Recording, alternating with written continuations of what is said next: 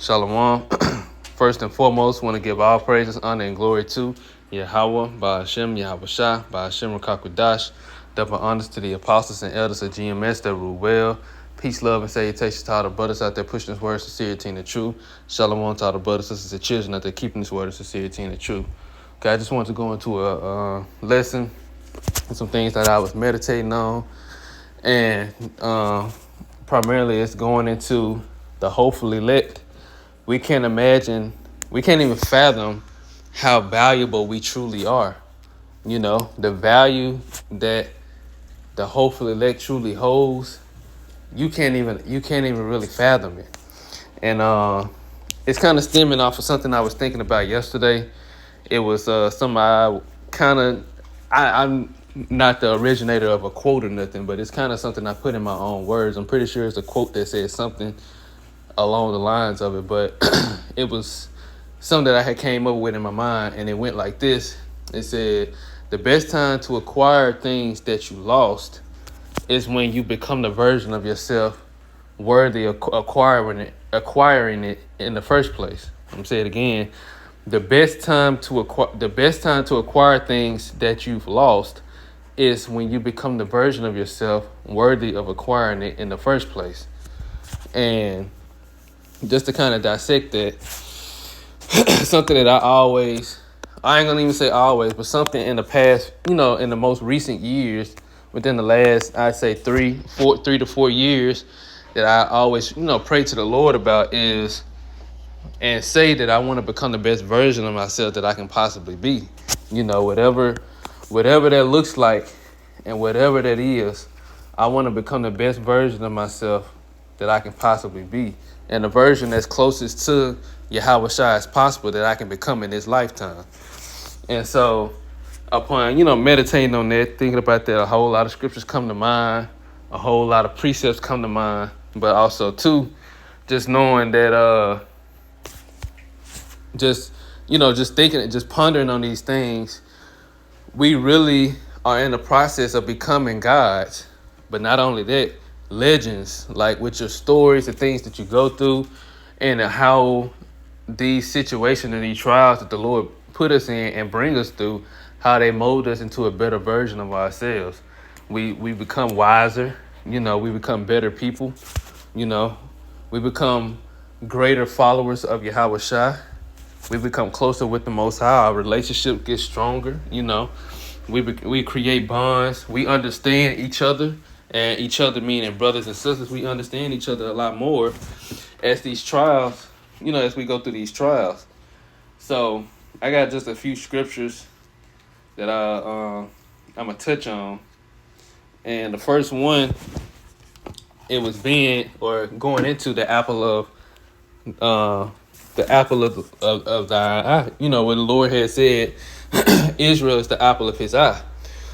So it's, of course, that saying is in here a couple of times, but I'm going to also, get it on Google. But this is Zechariah chapter 2, verse 8. It says, for thus saith the Lord of hosts, after the glory have he sent me unto the nations which spoiled you, for he that toucheth you toucheth the apple of his eye. And he that toucheth the nation, all the nations that touched the nation of Israel. They have harmed us in some way, shape, form, or fashion, whether it's physically, spiritually, psychologically, mentally, whatever the case may be. They have all done some type of harm to the nation of Israel. And it's been going on for far too long. And the Lord is now changing that. He's now waking up the next world rulers right before the eyes of all these nations, And a lot of you brothers, are going to, when Yahweh Shah returns and, the elect be delivered, they be saved, you're going to be amongst that number of the 144,000 that's going to be the next world government. And we can't even possibly fathom or imagine how magnificent that truly is, how valuable you truly are to the Heavenly Father. How valuable you are to Yahweh or Yahweh Shai. How detrimental you are to the earth and to our nation. Like, we can't even imagine, we can't fathom that.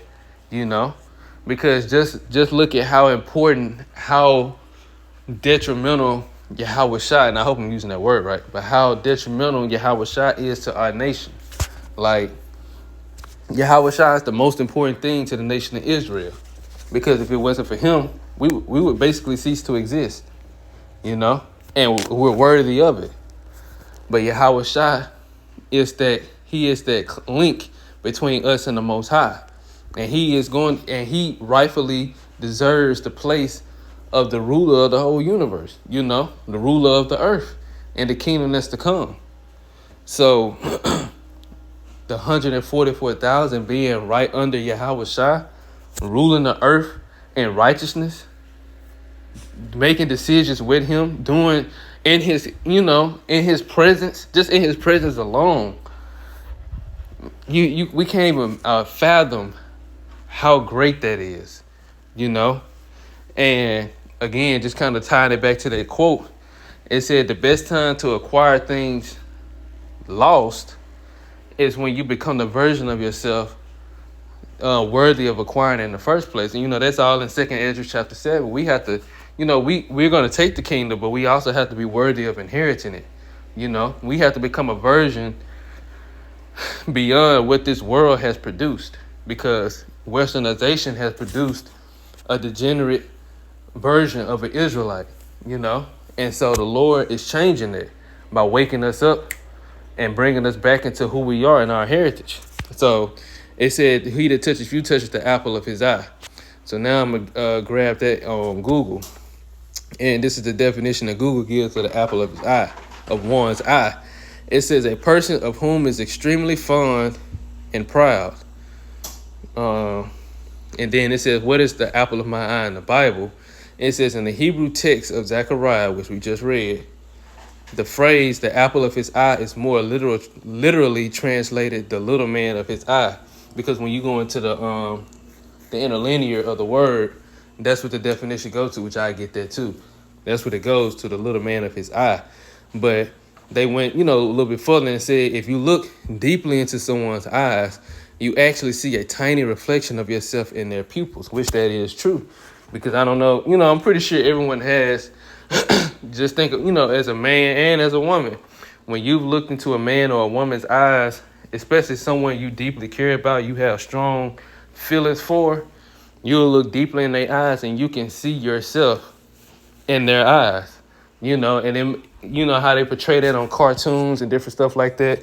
When somebody sees something that really attracts them, you know, whatever cartoon character it is, they see something that really attracts them, they see whatever they're looking at reflects in their eyes. But that's, you know, that's kind of symbolic of what's going on. That's how the Lord views the nation of Israel. And simultaneously, because it's like a connection, and simultaneously, the elect, more importantly, the 144,000, they are a reflection. We are becoming a reflection of Yahweh Shai. You know, we're becoming the best versions that we can be, modeled after Yahweh Shai. So, and it's just like it's just like how the Lord always referenced putting us through the furnace of affliction and the furnace fire, because when a smith puts gold in the furnace to burn out all the impurities, when he brings it out, he knows it's ready when he can see his reflection clearly. And that's the same thing the Lord is doing with us, putting us through these trials. And when we come out of these trials, he can see himself a little bit clearer within us. And this is what's making us more and more worthy, you know, of what we're about to come into, you know. So we can't even really imagine or fathom what's coming. So I'm going to get that definition, then I'm going to get another thing on Google. So this is apple. Okay.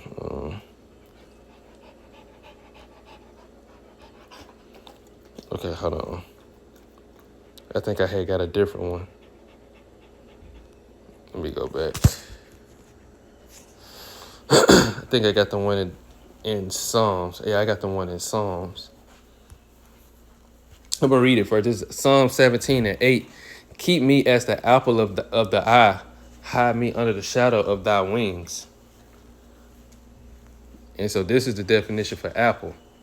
It says the pupil of the eye, midnight of the night, middle of the night.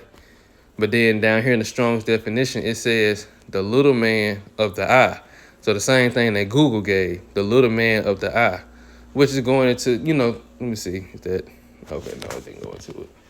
So basically symbolic of saying, because the nation of Israel in general, we are the sons and daughters of Yahweh, where Yahweh Shai. That's what the name Yasharallah goes into. We are the prince of the power. So we are like many versions of the heavenly of Yahweh Shai. We're miniature versions of him. And so we're becoming, and that's the whole purpose of these trials. That's the whole purpose of the Lord bringing us and taking us through everything that we go through in order to make us more and more like Yahweh Shai. Because Yahweh Shai had to be perfected just like we're being perfected. Let me get something else from Google.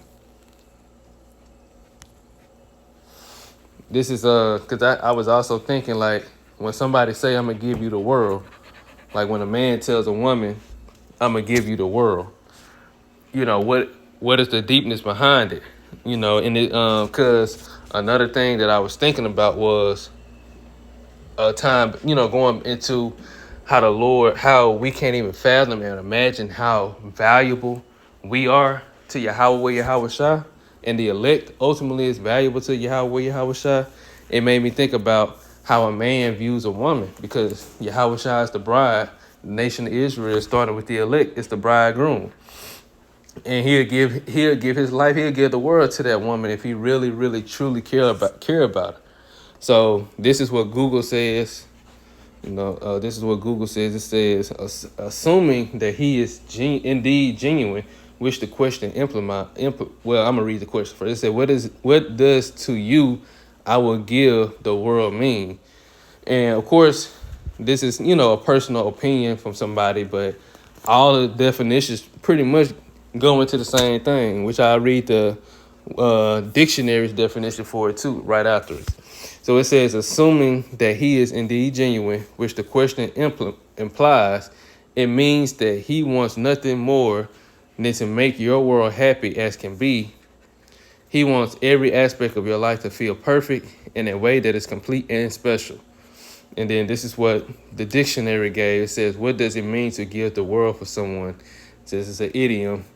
To be very important to someone, to be something or someone, to be something or someone cares about very much. His wife means the world to him. So we are the bridegroom of the nation of Israel, are the bridegroom of Yahweh Shai, particularly the elect right now, are the bridegroom of Yahweh Shai. So that being said, the Lord truly, truly, truly, extremely cares about his people, and especially the elect, because this is what all of this is going on for. Is happening for. This is all for the nation of Israel to inherit the kingdom of heaven. Excuse me. Because think about it, the Lord he destroyed during the time of Noah. He destroyed everybody on earth except Noah and his family. He spared his family too, for the purpose of repopulation. But the Lord destroyed everybody on earth at that time except Noah and his family for the purpose of repopulation. He gave the whole earth for Noah, the whole earth. And everybody was wicked at that time. Noah was the only one the Lord deemed righteous. The Lord destroyed the whole earth and started over with Noah. Simultaneously, what the Lord is finna do again with the suffering, because Noah had to put up with all that wickedness too. It was vexing to him. Just like it is to us in today's time, the wickedness that's going on is very vexing.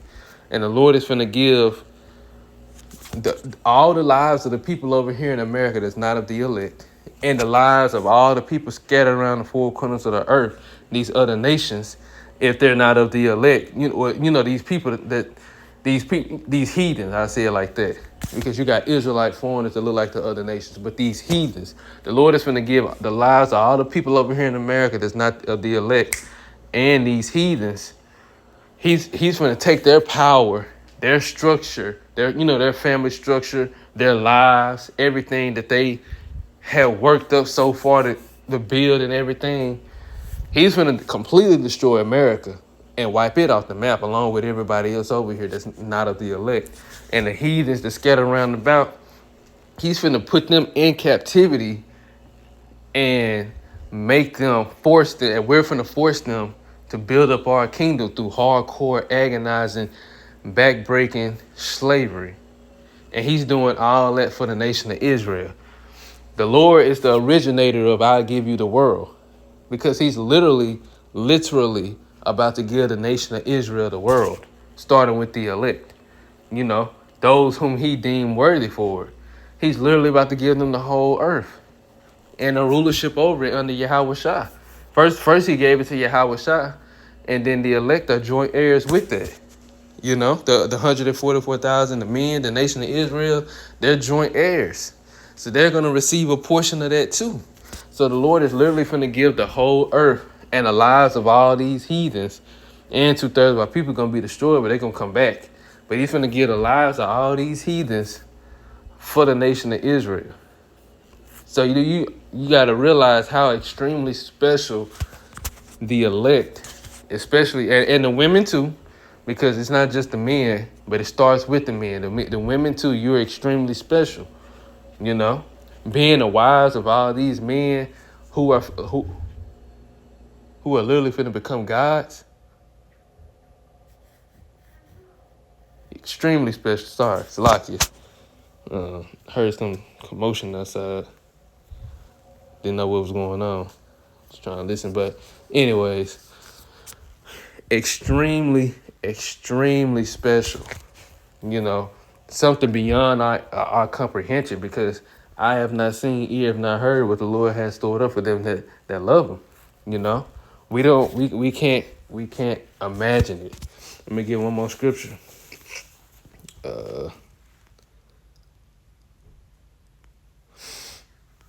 This is 2nd Ezra chapter 7. I'm gonna just get straight to the point of what I want. Verse 7, verse 6. There's another thing. A city is builded and set upon a broad field, and is full of all good things. The entrance there, which is the kingdom of heaven. The entrance thereof is narrow, and is set in a dangerous place to fall, like as if there were fire on the right hand, and on the left a deep water, which is going through all the trials and tribulations that the elect have to go through in order to receive the kingdom. And only one path between both, even between the fire and the water, so small that there could but one man go there at a time. If this city now were given into a man for an inheritance, if he never should pass the danger set before it, how shall he receive this inheritance? And I said, it is so, Lord. Then he said unto me, even so also is Israel's portion. Right. Like it says in 11, because for their sakes I made the world, and when Adam transgressed my statutes, then was the decree that now is done.